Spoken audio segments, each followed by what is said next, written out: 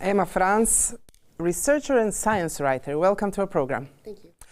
So, when you say science writer, in this time of history we're living in, when everyone questions science, which should be the basic of our, if nothing, conversations in democracies, how would you describe your work?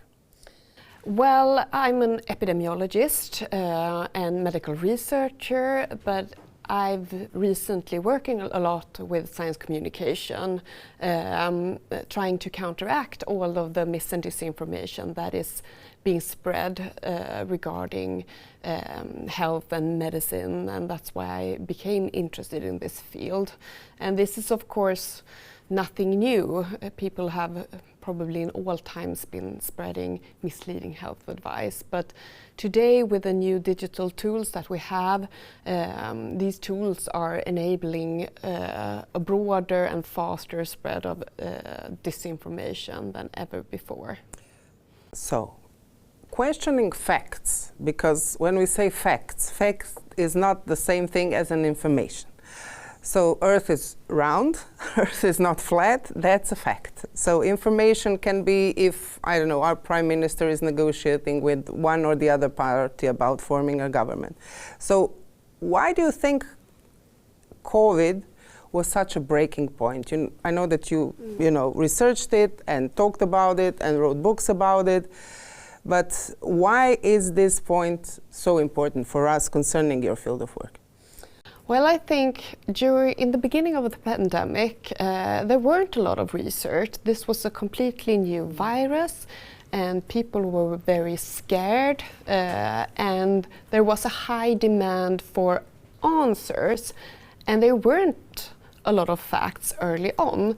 So I think lacking the facts, people are very prone to go after alternative explanations, and when we are scared, this is also something that increases the likelihood of rumors being spread fast online. And also before we had the vaccines, we didn't have effective treatments. This is of course also something that increases the likelihood of people believing in conspiracy theories and rumors.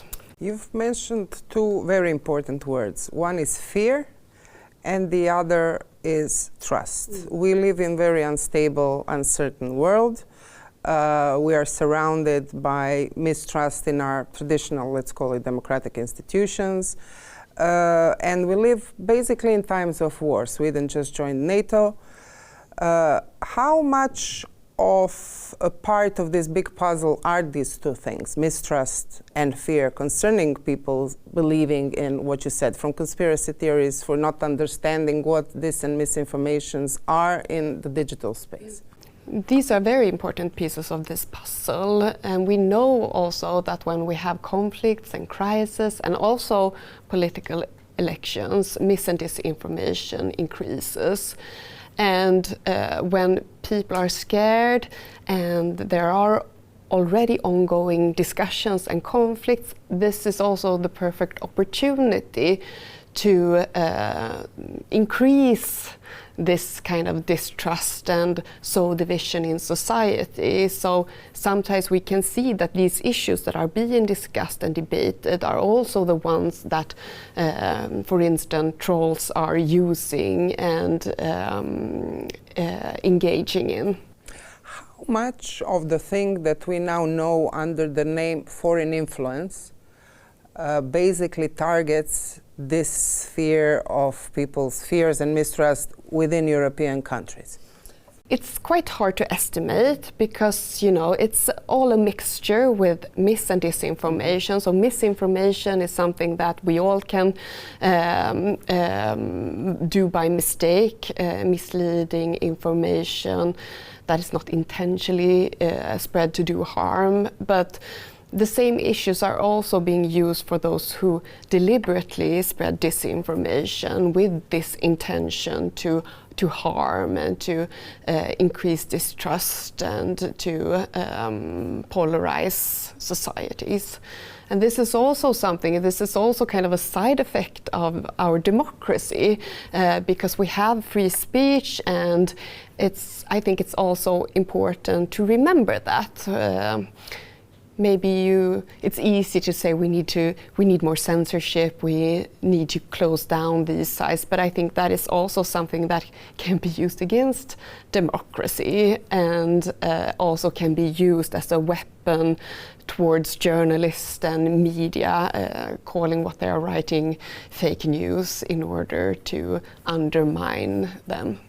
But for you as a scientist, as an epidemiologist, as a person who basically, if it's not too much to say, from your science writing and your public speeches and your presence on social media, you became basically also a science influencer, if I can say so. How hard it is for you to counter narratives? May be easier, but people who really are spreading falsehoods that are taking roots as some, which you said, alternative truths, because the concepts completely changed. So how was it for you practically? Explain us, when you go out there in this wild world of digital space. No, but it's really difficult, and you are disadvantaged when you're restricted to trying to tell the truth, because if you don't have those restrictions, you can custom make any claim so that it fits with what people want to hear, or confirming what people already believe, and also something that give rise to emotions. But what I try to do is to be transparent, always focusing on my method. So when I do science, it's important to explain what I'm basing my conclusions on.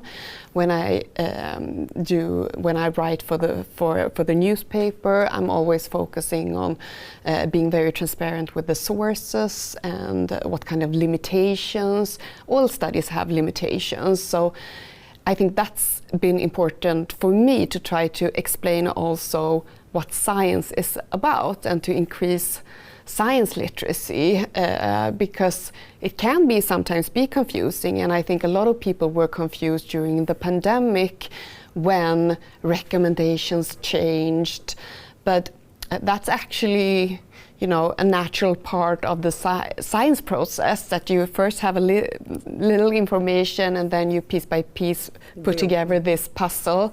So you become more certain of certain conclusions, and sometimes you have to update your knowledge, and then it's natural that recommendations change. But for someone who isn't familiar with this process, this can be very confusing, and also something that can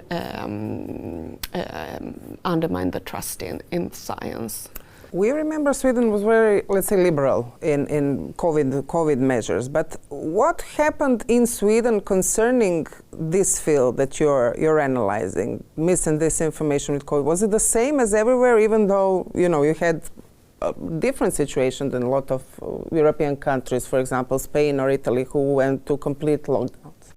Yeah, it was very strange to follow also the press internationally, because there was also things that weren't really true that's being spread also through mainstream media. But I think for many it was confusing. Sweden chose a different path as compared to many other countries. But I think also it wasn't that much different as compared to other countries, and it was a lot of focus on what Sweden was doing differently. And I think that's also a kind of media logic, that you focus on the things that are different, you focus on the conflicts. So even if scientists agree and there are similar recommendations in different countries, it's natural to focus on the dissimilarities. Talking about dissimilarities, you wrote a couple of books. One I didn't read, unfortunately, but concerning what you've been saying, it's called Expert Paradox, which I think you answered in a bit, basically that it's difficult for you to go out there in this crazy world of chaos that is still not regulated, whatever we have now, DSA or some other acts that are being voted in Europe. But what is expert paradox, and which are the problems that you face in these areas? Yeah, what I mean by the expert paradox is that even though it's very good for people to have high trust in experts, it can also become problematic when you have this blind trust in authorities within science. And I think something that I found very interesting during the pandemic was that even those who were saying things that were very unscientific, for instance, linking 5G to COVID-19, they have their own experts, somebody with a MD or PhD title, and we've seen that previously when it comes to anti-vaccination groups, that they have their own experts giving a completely different narrative.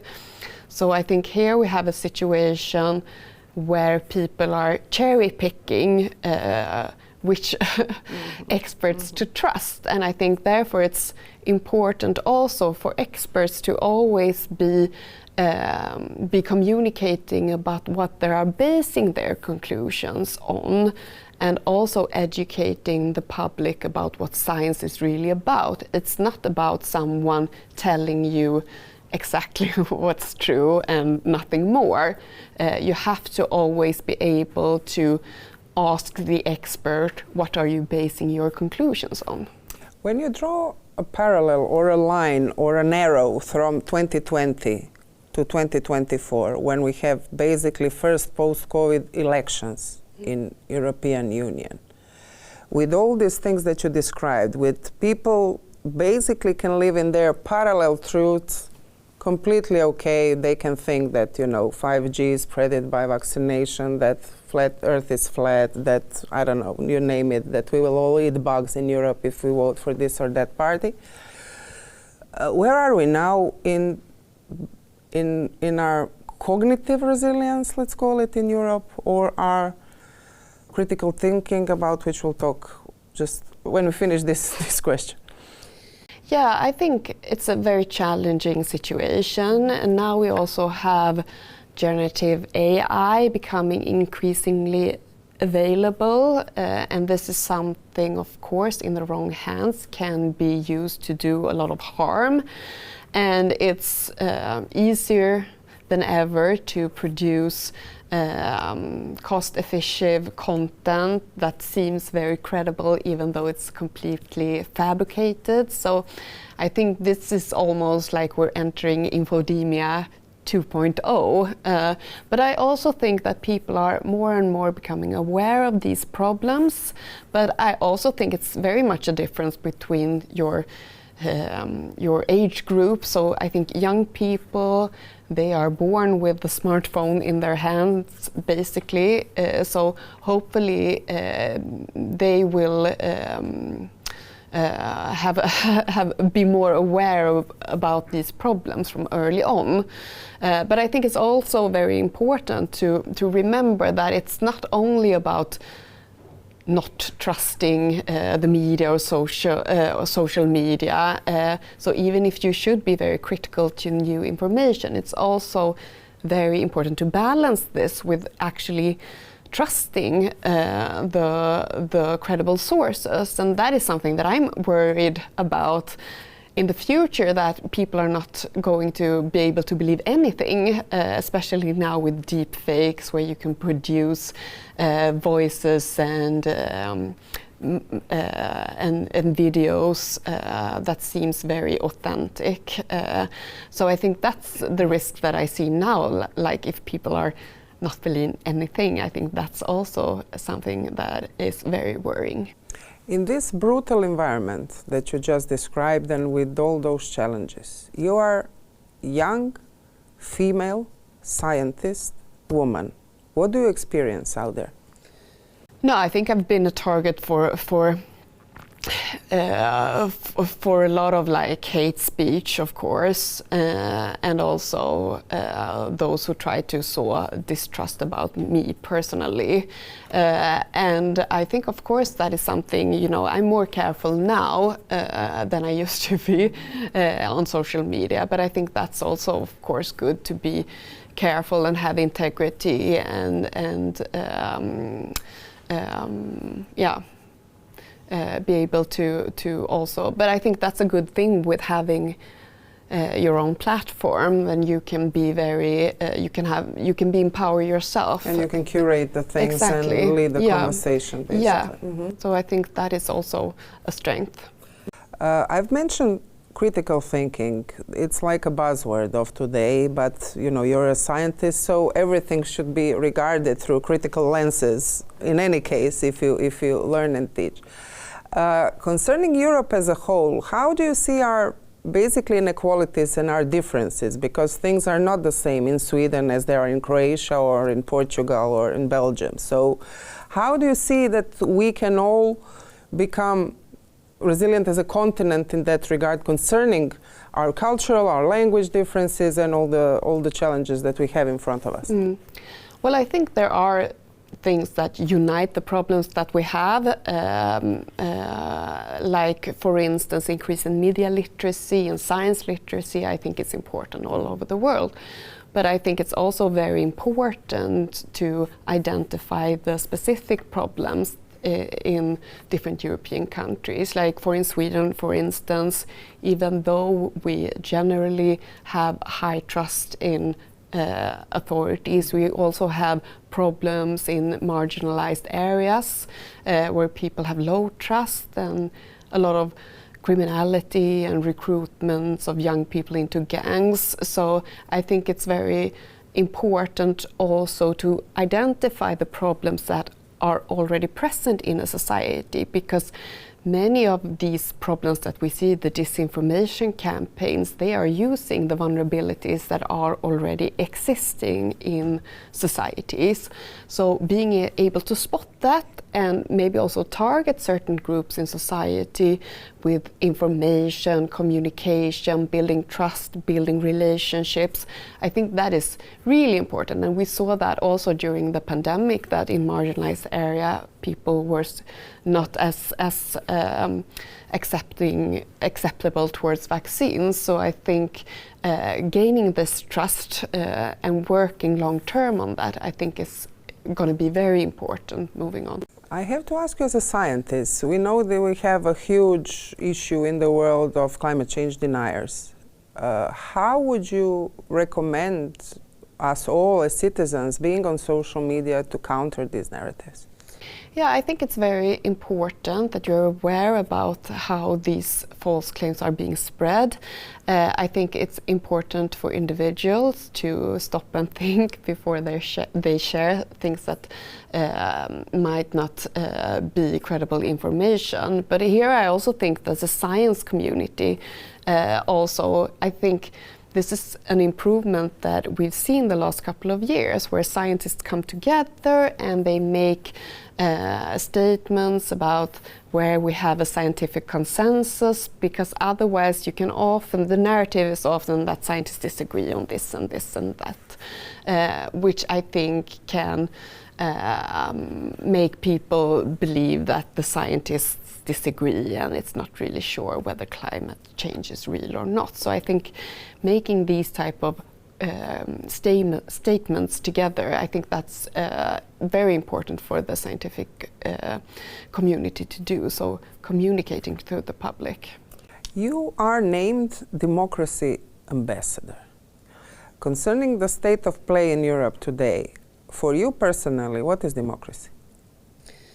I think democracy, of course, has to do with your rights, human rights, but also responsibilities. And I also think that, like maybe in Sweden and many parts of the world, we have taken democracy for granted for some time. We have seen this as the natural course, the course that the world is becoming more and more democratic. But I think it's very important important that we now wake up and see that this is not a development that will continue without effort. So we have to put in efforts now so that this trend that we see now when democracy is going down in the world does not continue to spread even more around the world.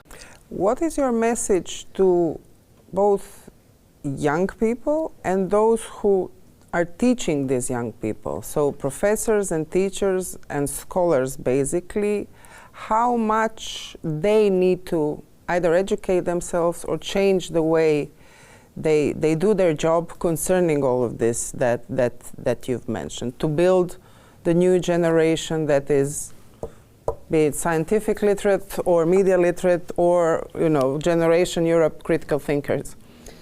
No, but I think it's very important to having this critical gaze, but also trusting the credible sources, and also thinking about how you are interacting with all of this information, and sometimes ask yourself, why do I believe in this, and what could make me change my mind? And this is not only for young people, because a lot of older people are also a part of this problem.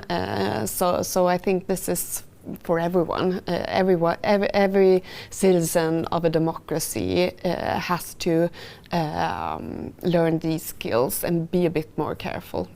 Emma Frans, researcher and science writer, thank you so much for being our guest. Thank you so much.